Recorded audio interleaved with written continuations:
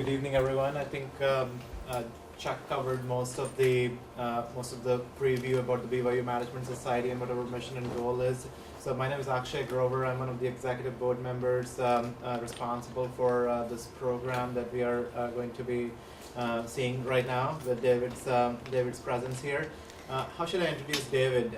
David Bradford, I met him about 7 years back when he was the CEO of Fusion.io. Very accomplished individual. He found me through the BYU alumni website and contacted me for some of the business dealings. And then we met in the Bay Area, and since then we have kept in touch off and on. And he was so prompt in his response when I approached him. David, would you be interested in speaking to BYU Management Society? And he was like, of course. What date? Tell me a date and time, and I'll be there.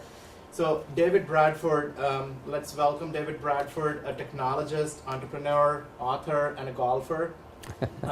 He's an amateur golfer, but he's still a golfer. 35 years veteran in the technology industry. Started with Novell, a long time with Novell, and since then he has taken a lot of CEO positions.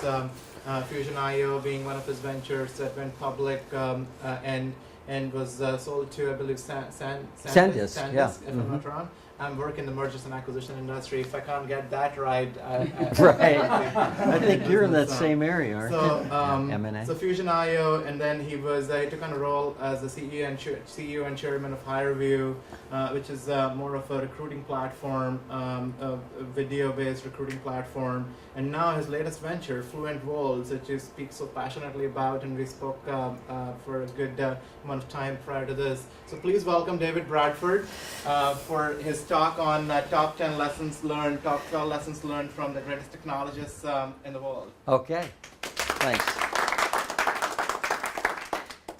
It's great to see you again and see so many friends, you know, that I've corresponded with or been in connection with over the years and so forth. So, and I'm just getting started, so welcome to you too.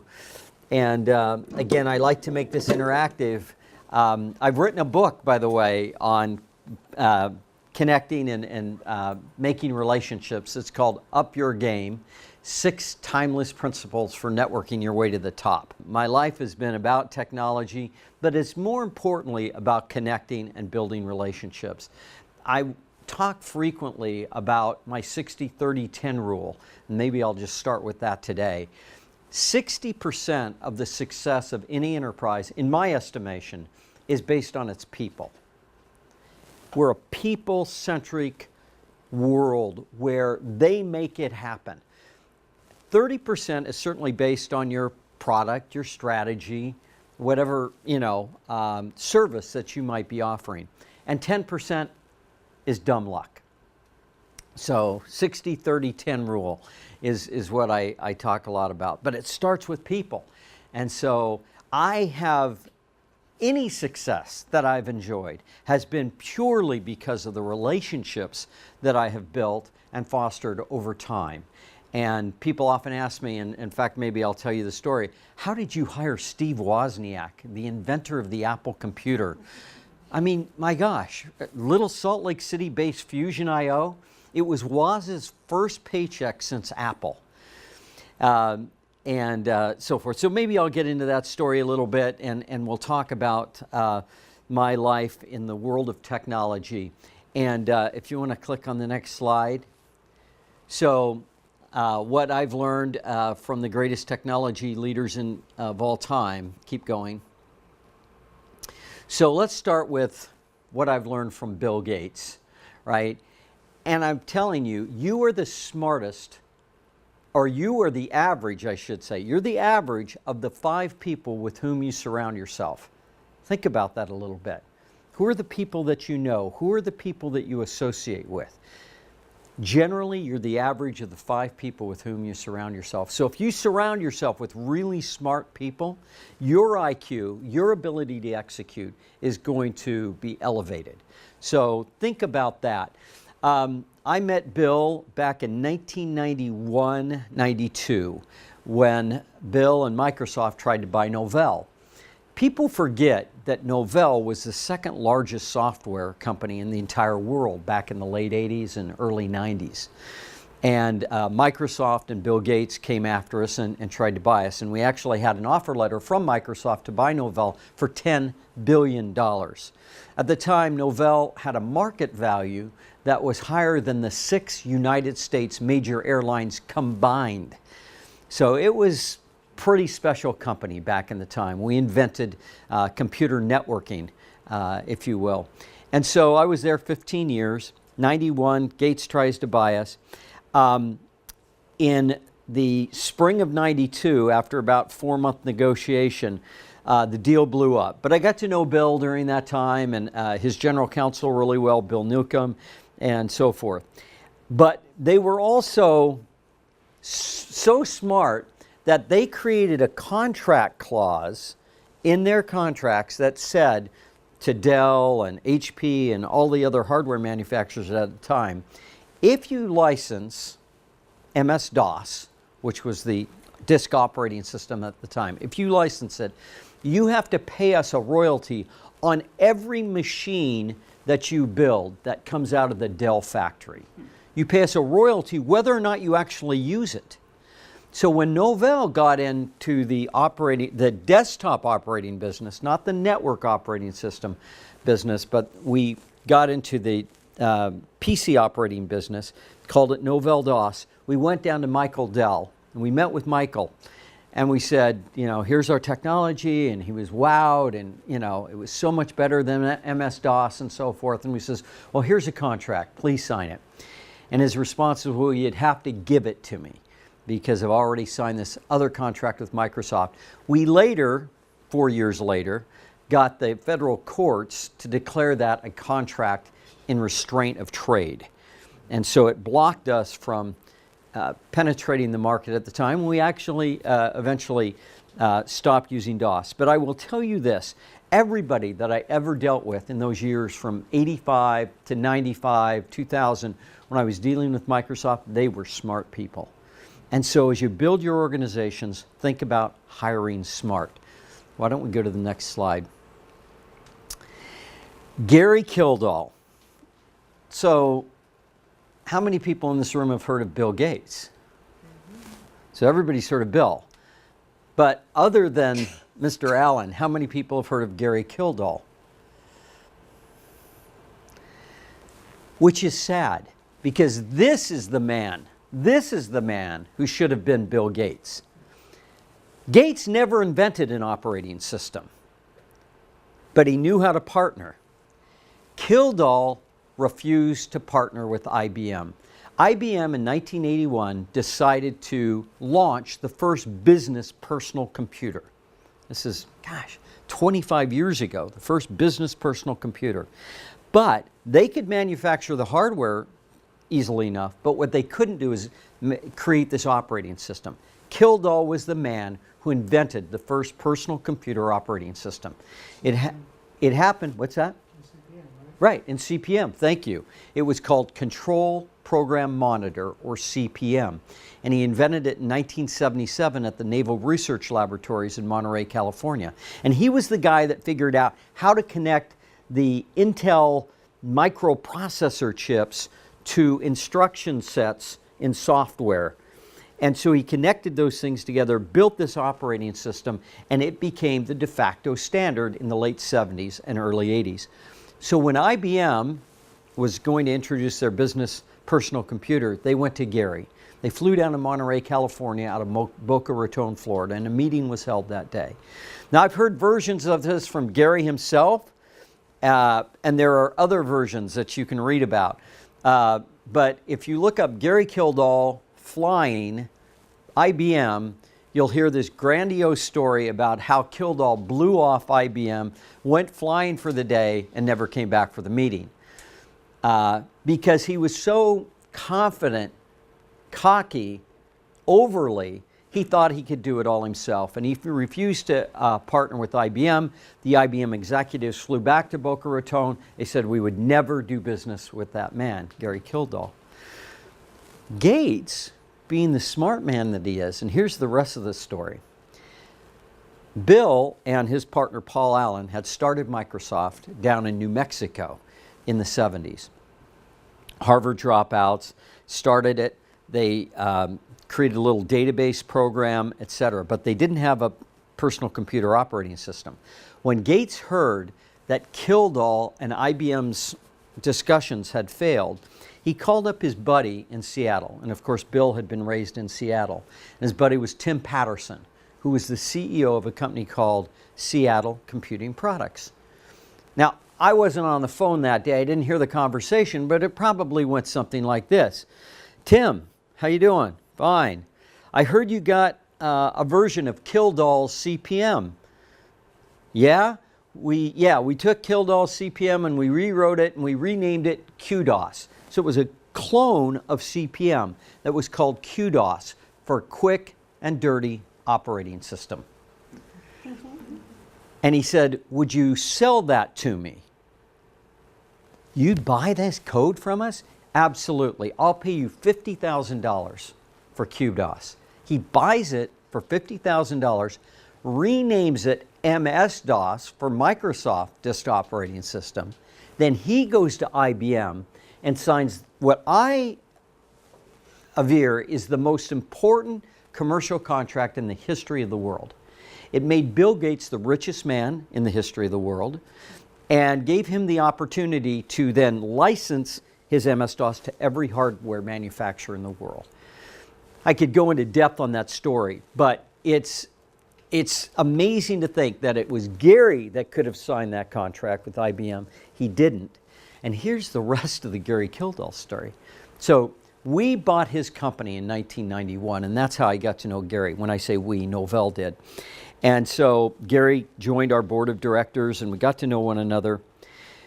And he was helping me in the antitrust case against Microsoft. Unfortunately, he was in a bar fight in the Monterey Bar and Grill in 1994, and as a direct result of that fight, he got slugged or he got slammed against the counter or whatever. He died in his early 50s in a bar fight in Monterey, California. The man who invented the PC operating system and should have been Bill Gates. He had certain character flaws, I won't lie. You know, he was a heavy drinker. Some people said he took drugs, etc. So I'm telling you, from a character standpoint, your reputation means everything. And he'd kind of destroyed his reputation and hurt him. I'm just saying, you know, there's a lot we can learn from the life and times of Gary Kildall, and a lot to respect out of Gary's life. But anyway, next slide. Okay, Nolan Bushnell. Who knows who Nolan Bushnell is? Right here. Chuck E. Cheese and all kinds of early PC, Atari. Chuck E. Cheese, Atari, right? Pong game. Now, what's your first name? Karina. Karina. You probably aren't going to remember Atari, but in the history books, it really invented the video gaming industry, right, back in the day. And Nolan Bushnell was the man who started it. Do you know where Nolan grew up? Salt Lake and Los Altos, or Whiteside. Eventually came out here, but his hometown was Clearfield, Utah. And do you know that his sister, to this day, is an active LDS church member who is married to one of our general authorities? Nolan left the church kind of early on, but, you know, still has, you know, fond memories of growing up in the church in Clearfield, Utah. But his summers were taken up working at Lagoon. And so Lagoon, for those of you who don't know, is a place just north of Salt Lake City, near Clearfield, that and in Farmington, Utah, that is like a mini Disneyland, a micro Disneyland.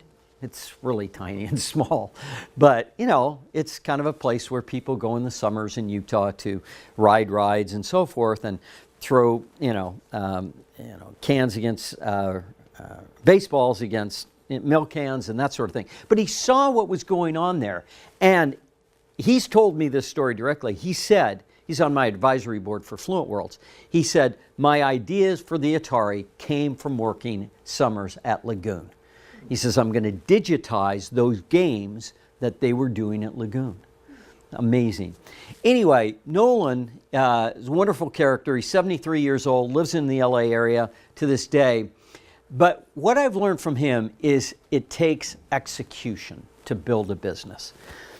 His first business, Atari, he hired Steve Jobs. Steve Jobs' first job before he did Apple was at Atari.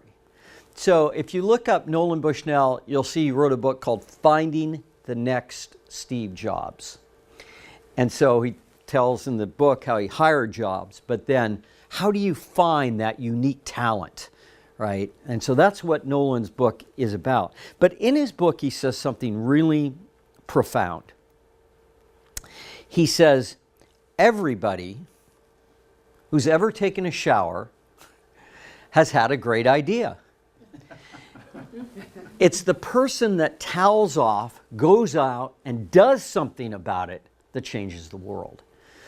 And so he was all about execution. A lot of people had ideas, right? The idea for a restaurant with video games in it and so forth. But he actually went and did it. So what I encourage you in your life is, what's your passion? Find your passion and pursue that passion. Hi, how are you? Good to see you again. And pursue that passion, because that's what's going to make you happy. When you're doing something you're passionate about, it's no longer work, as we all know. And so find that passion and then go off and execute it. I spoke last night at the University of Utah. I was at the University of Utah last night speaking about this very subject. And we interacted, and there was a young lady there who came up afterwards, and she's a chemical engineer student at the University of Utah. And she says, well, I'm doing this. And I says, you just got to get started. She says, well, how do I get started? And I says, you know what? It's a really simple thing. Just go out and form an LLC. Just go to LegalZoom.com, form a name of your company, create, your limited liability company to protect yourself and insulate yourself, and name it your company name. And just that very act of doing that, concretizes your ideas. Write up a business plan and so forth, and start taking those small steps to building your company. And so I just, I have a fond statement. I say that the world needs dreamers and the world needs doers. But most of all, the world needs dreamers that do. And so Nolan Bushnell is one of those that has done and executed on many occasions. So just find a way to get started somehow, some way. Well, here we are in the Silicon Valley, Steve Jobs, a man of true passion. And you heard what I said about passion. When I find that people with passion are more important than people with skill. I find that if I can find a person with passion, I can teach them a skill. But it's hard to take just skilled people and embed passion in them. And so I'm all about finding passionate people. The way I got to know Jobs, and I didn't know him well, it was 94, and Novell was, of course, doing well. And Jobs and Wozniak's history was they started Apple in the late 70s together. Then in 1986, both Steve Jobs and Steve Wozniak were fired from Apple. Jobs stayed in the industry and created Pixar.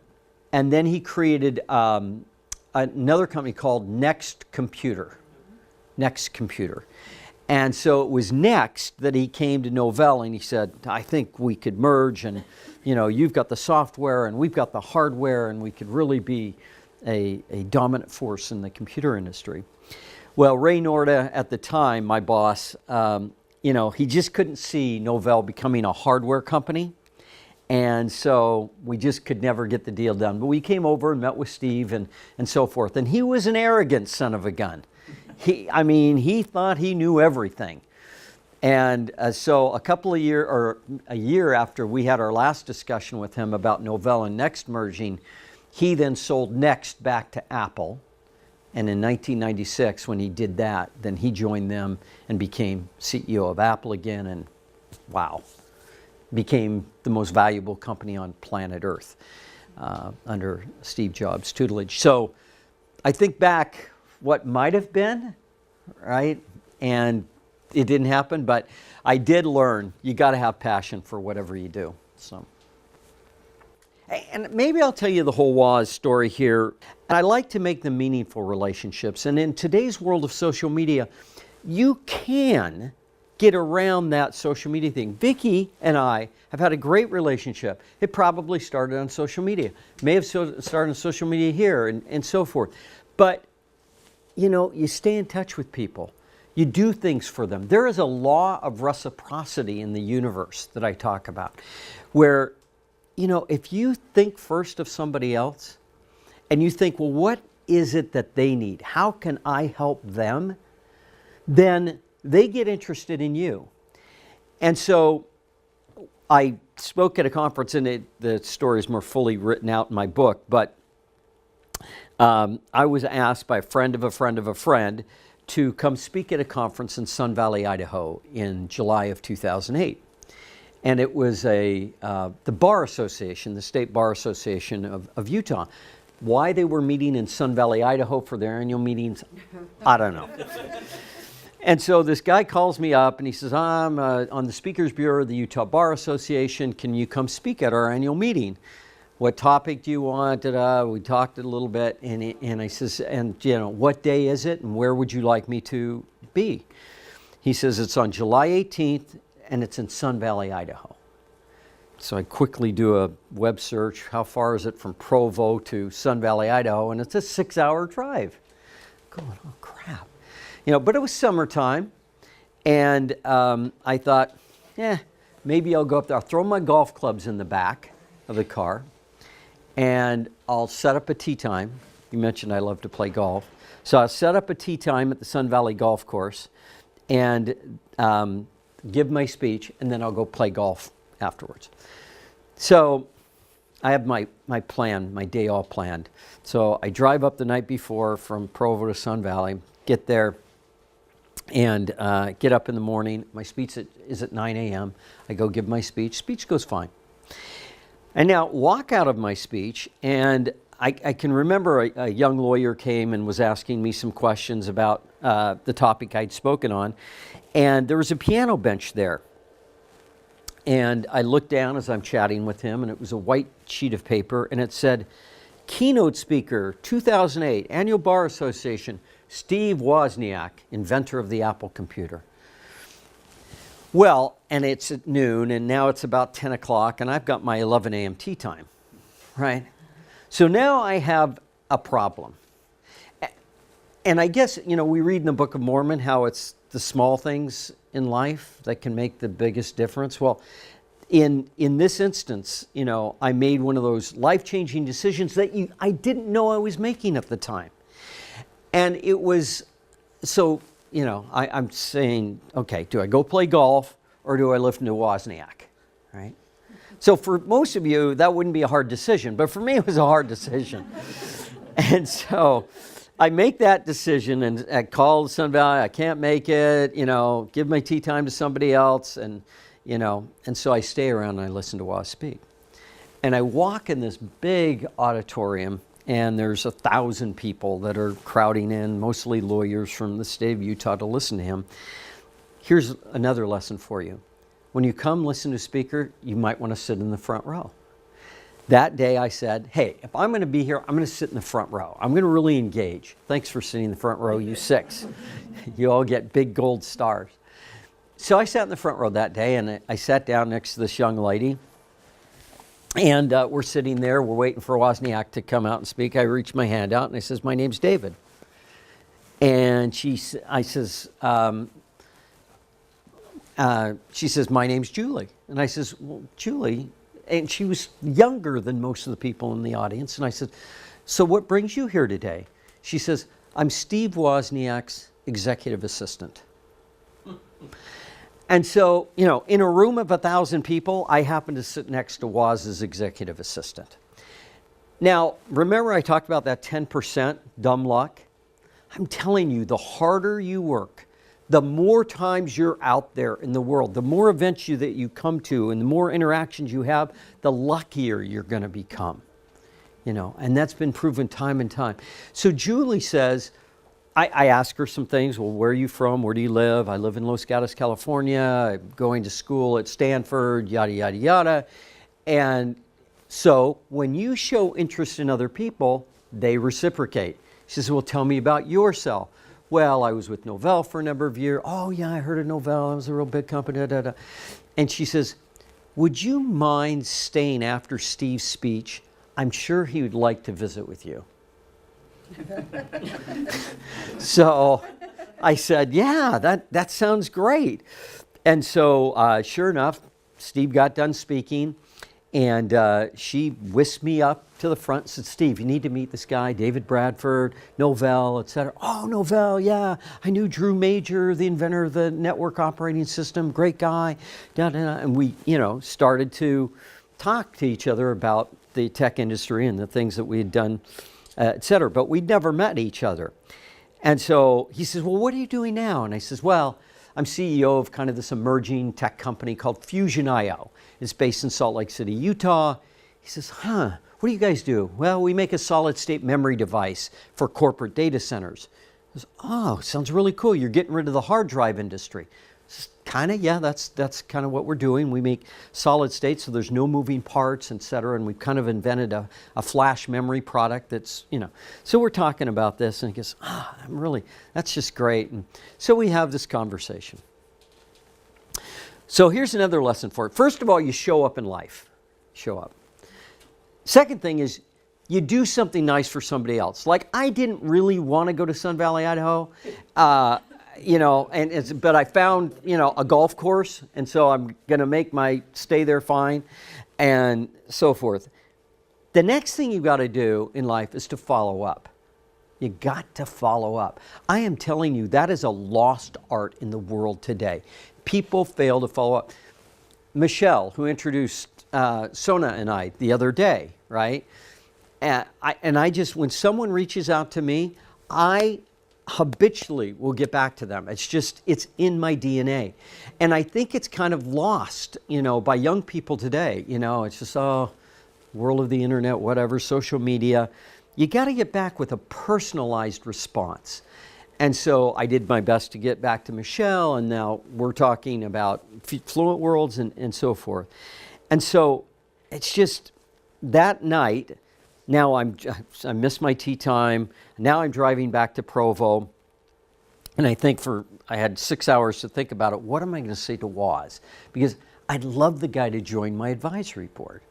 But how many invitations is that guy going to get a day to join a board or invest in a company and so forth? And it's never going to happen.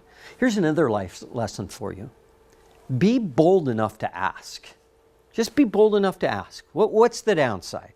And so I get home, I pen this email out to him, and I says, it's so great meeting you, Steve. Congratulations on all the stuff you do. Here's a little bit more about Fusion.io.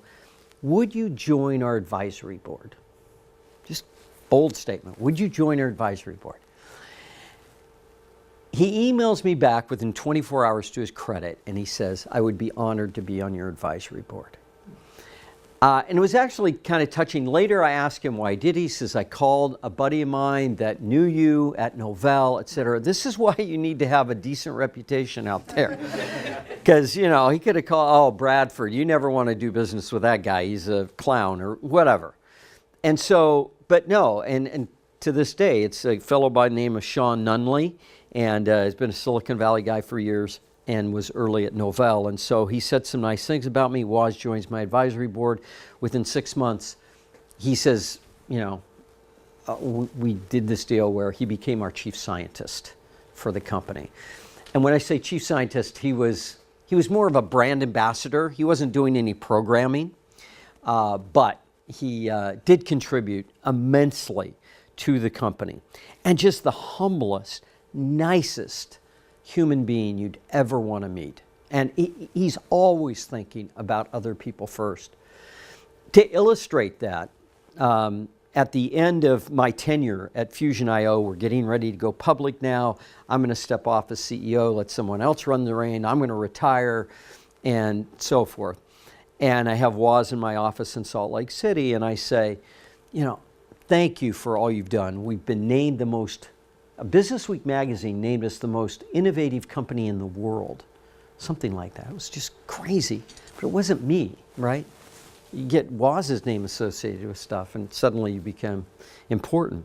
And so he did a great job, and I want to thank you, and I want to give you a grundle of stock options. So it's quite a few, it's significant.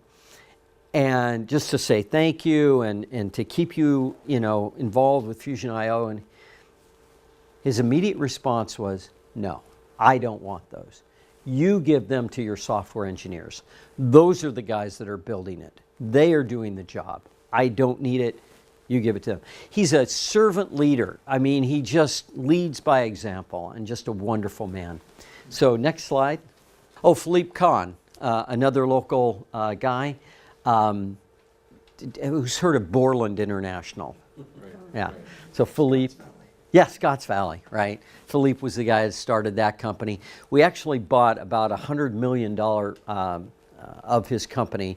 He had he had database, he had different things, and spreadsheet package and so forth. And so Novell, when we combined Novell, WordPerfect, and Borland, we paid about $100 million, as I recall, for his spreadsheet package. And so, yeah, Quattro Pro. And we combined those. So I got to know Philippe at the time, and so forth. But he was always customer-centric. He was always talking about, well, what does the customer need, and so forth. And it was illustrated in '97. You probably saw the Super Bowl commercial where they show Philippe Kahn being the man who invented the camera phone.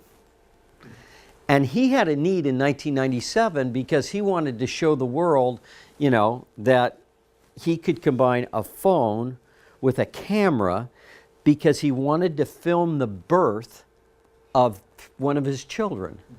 And so that was how the camera phone got invented, this thing that has become second nature to us. Philippe Kahn invented it, and understand your customer. Well, Steve Young, everybody's local favorite.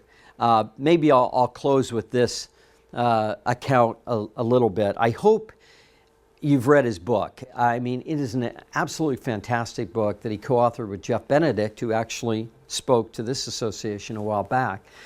But Steve is a terrific guy, and we've known each other for, since 1986. So that'd be 30 years now. And we got to know him in the off season when he was playing for the USFL or something, and then he went to Tampa. I think it was when he was with Tampa when I met him in '86. And his oldest son, Braden, was blessed in our home in Provo. He and Barb lived with us for about 5 or 6 months back in 2000 when they got married. We went to their marriage in the temple in Kona where they were married. They were the first couple sealed live in the Kona temple when that was opened back in 2000. So we were at that, and then, Steve and Barb were going to go off and travel to the east, and we were going to go, or they were going to go west, we were going to go east, and we are going to meet up in Lake Como. And so what happened was, he calls me 2 weeks later from Australia. He goes, Dave, you're not going to believe what happened. What? His Barb's pregnant. Right, so I go, okay, and she's sick and she's not doing well, etc. Long story short, when they get back to Provo a couple of weeks later, Barb really has trouble living in the home that they're staying in because she doesn't like the smells, and it's kind of old and so forth. So they move into our home. So we have Steve and Barb's room now, kind of in our northeast wing that they lived in when they were newlyweds. And Braden, their oldest child, was blessed in our home there. But at the end of the day, as CEOs, as individuals, we need to be accountable for our own actions. And I love this story from Steve when he really learn to play well in the NFL. And it was when Bill Walsh, his coach, finally grabbed him and says, "You've got to quit making excuses. You have to take responsibility for what you're doing." Up to that point, when Steve would throw an interception, it would be because his offensive lineman failed to block. Or, if he fumbled the ball, it was because it was slippery and wet or cold outside. And so excuses, excuses, excuses. And so Walsh grabbed him and says, "Hey, you've got to take accountability." And Steve will tell this story, and he tells it much more eloquently than I can. But he says that Walsh took him aside and said, "Your teammates don't want to hear excuses. They want to hear that you own the problem." And so Steve tells the story how he went back into the huddle the next time and says, "Guys, my bad. That interception, my bad. I take responsibility for it." They'd go over, they'd make a bad play, and he'd take total responsibility for it. And when he started doing that, that's when it kind of flipped from the Joe Montana era to the Steve Young era, where they started to respect him in a much deeper way and so forth. And the team really came together. He took accountability for his actions, and it really changed his NFL career, and eventually became the most efficient passer in the history of the NFL, and was inducted in the, I almost said the Technology Hall of Fame. He was inducted in Canton, Ohio, in the NFL Hall of Fame. One of the hottest days of my life, by the way. They do that. We went out to Canton, Ohio to watch the induction, and it was 95 degrees, high humidity in Ohio, and they do it outside. And we just suffered and suffered. Anyway, Steve's a great guy and so forth. Let's flip through the last couple. And Cindy Crawford, Everyone Matters. She spoke at an event Mitt Romney hosted a couple of years back, and I was so impressed with Cindy Crawford. She, of course, was this great model, but she actually went off and did something more with her career and has built a wonderful empire. But she said something during her speech that really got me. She says, "Everyone matters." Nobody, how did she say it? Everybody in this room is smarter than any single individual here. And so look to other people to form associations, elevate yourself through that, and know that everyone matters, no matter what your first appearance might seem like. And maybe I'll tell you a little bit more of that story, not about Cindy, but about, so forth. But let's keep going here. And anyway, I could keep going all day long, but you get the idea, and so forth. So with that, I think I'll just close down. It's almost 10 to 8, and we can just open up and have a discussion. And I'm happy to tell you, some of the other secrets of building a billion-dollar company and how you go about doing that and so forth. But it's been great to have you. Be with you today. So, questions? What job out of the ones that you've done here did you enjoy the most? It's probably the one I'm doing now. Is it that way normally for you, or is it? No, I wouldn't say that. The job that I love most, I'm working closely with my wife. She's a PhD in instructional technology.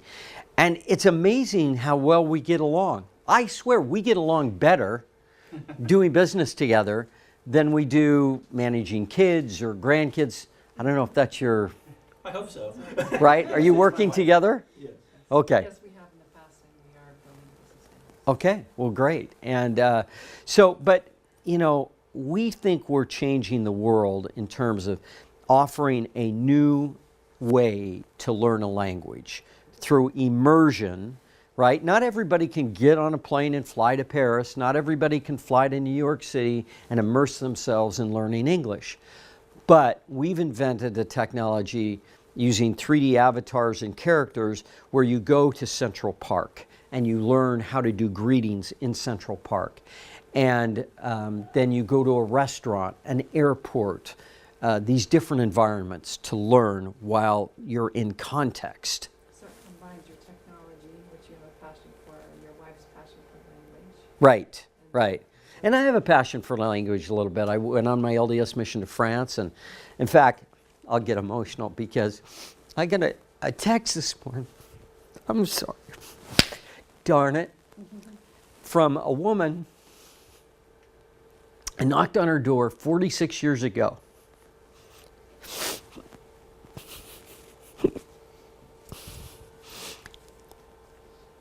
You know how hard it is to proselyte in Europe. It's tough.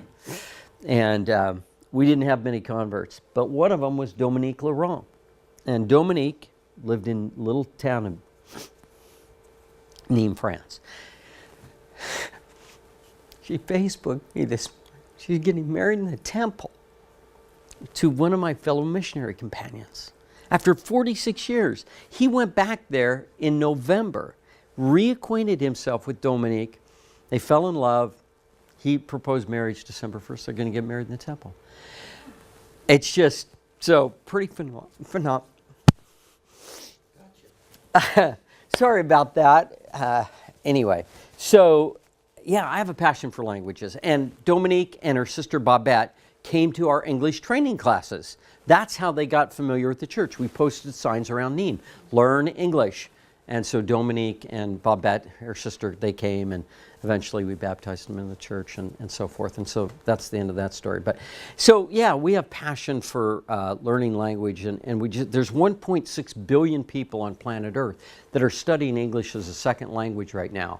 And so, the ability to do that efficiently in an immersive environment and so forth, it's just fun. It's just fun to do. So we don't feel like we're working. We're exhausted, but we don't feel like we're working. Tell us about your book.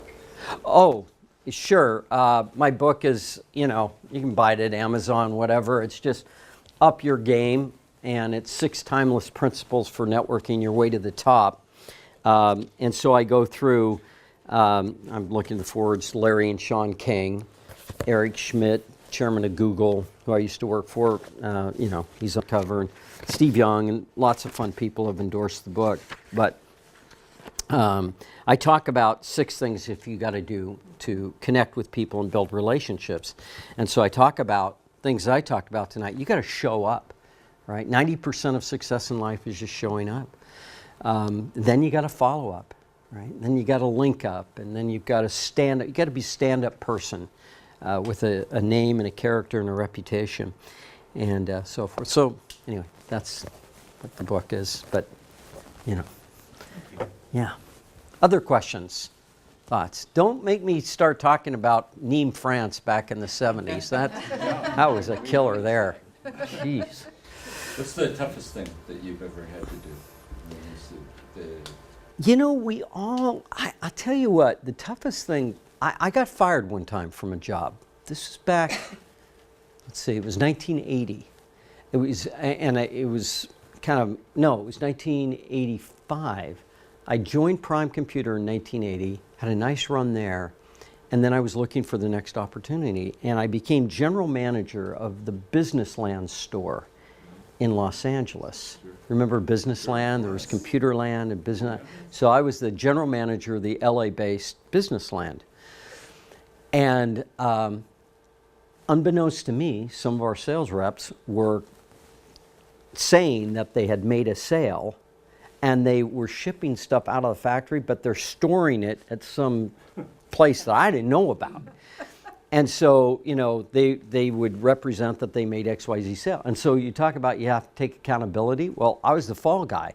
When the corporate finance group found out about what these sales reps were doing, I went down.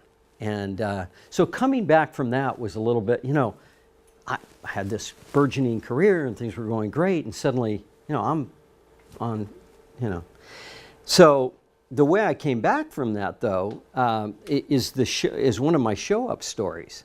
So now, I'm looking around, finding, well, what's the next thing that I'm going to do?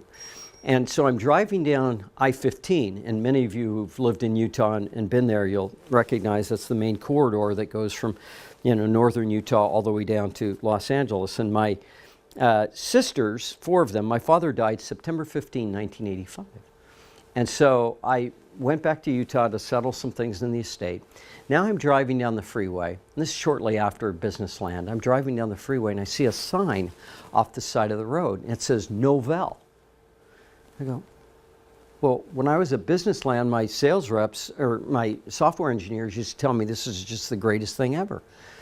And so I'm thinking they were Silicon Valley-based firm.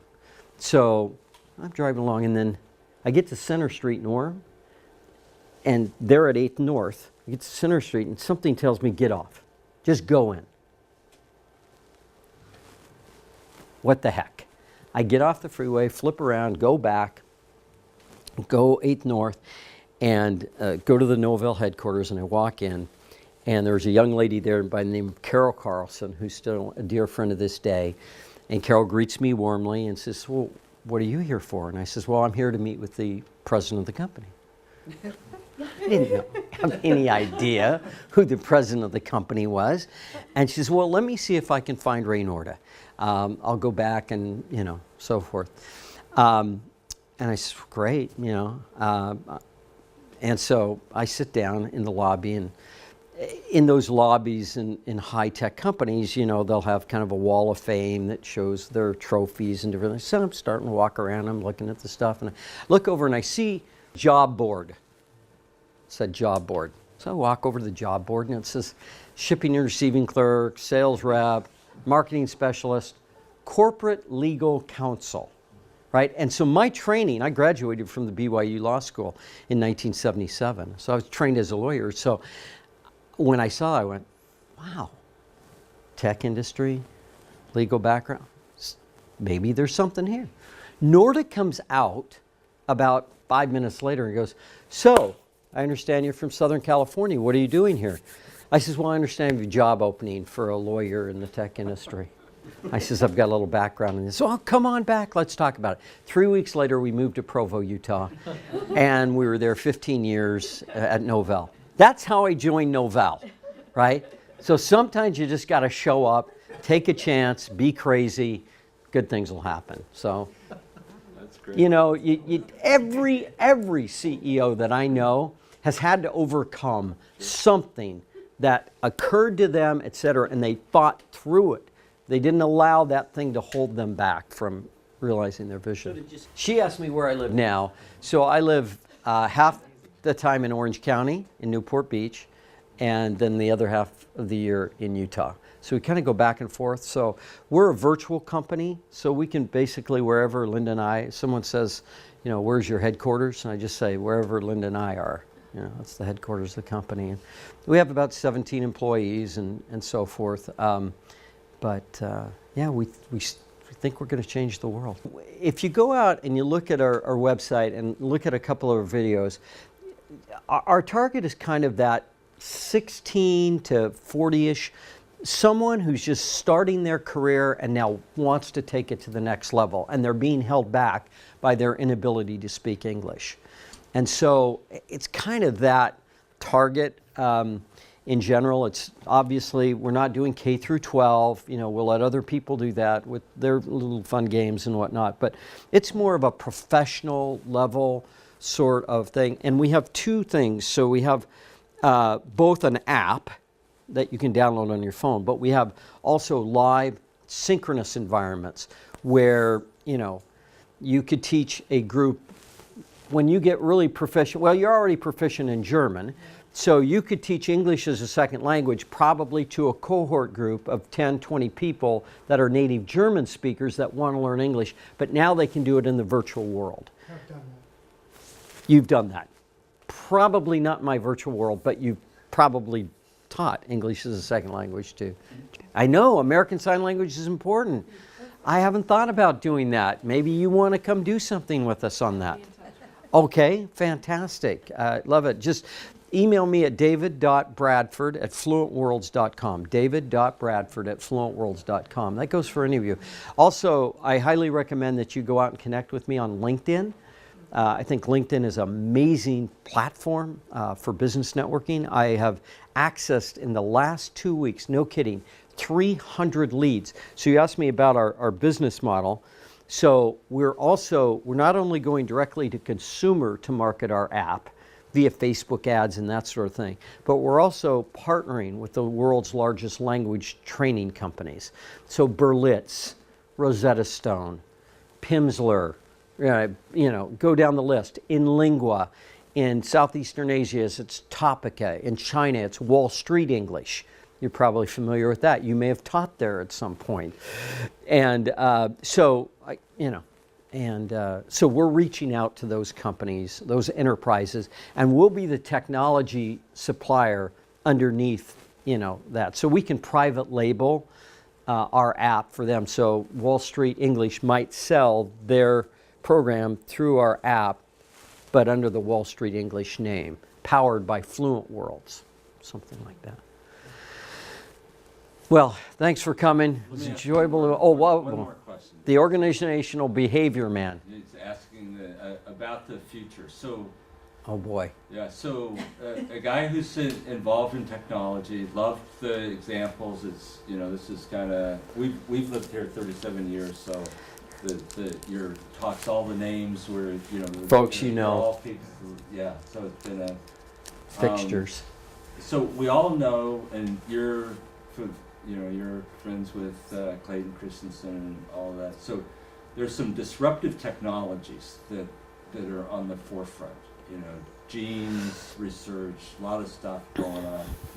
When as you think in the shower, and besides the wonderful thing that you're doing in terms of the English, what do you think are the foremost either technologies or disruption kind of stuff that have changed the world, besides your changing the world? Right. There will be other things that change the world. What are you seeing and thinking about? Well, I think we're just going to continue to democratize the world of information. And you know what? There is no monopoly on intelligence. That kid that was born this morning in Ghana, or whatever African or whatever poverty-stricken nation there are in the world, we have got to get them all completely the same set of information.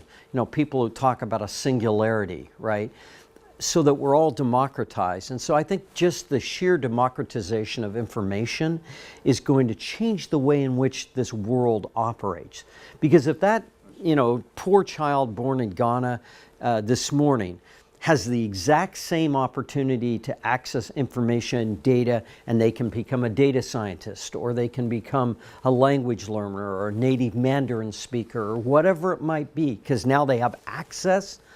I think that is really the wonderful thing about the internet and so forth. And it can be used for lots of bad purposes and so forth, and we see problems with pornography and different things like that. But in the end, I think God's put this technology on earth to, first and foremost, from a religious standpoint, to spread the gospel, right?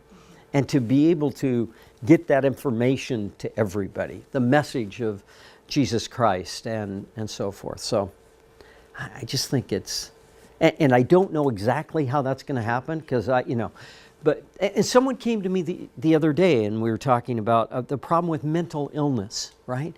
It is pervasive in our society now. I have kids that struggle with depression and so forth. And, 100 years ago, you look back and our societies were more agricultural based. And we were out in the sunlight all the time and so forth. Things have changed and the world's become more polluted. And what has that done to our minds? Well, who is going to invent the technology that is scalable, meaning accessible by everyone, to help solve these major problems of depression and what we see in the brain and what goes on in the brain, and why do we have so many teen suicides and that sort of thing? These are problems I'd love to figure out a way to solve, but I don't know. I'll let you guys figure it out. So thanks. Thank you.